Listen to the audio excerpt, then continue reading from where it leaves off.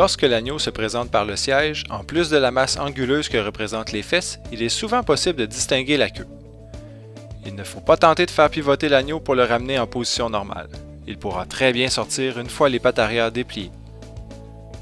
Avant de pouvoir déplier les pattes arrière, il faut d'abord repousser l'agneau vers l'intérieur.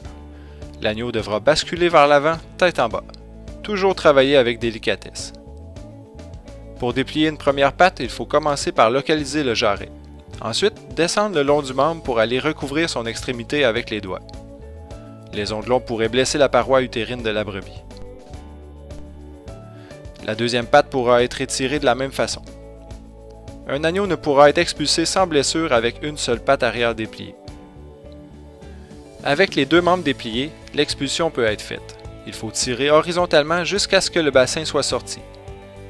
Tirer vers le bas aurait pour effet de coincer le bassin dans le canal pelvien. De légers mouvements latéraux peuvent aider à faire passer les hanches de l'agneau.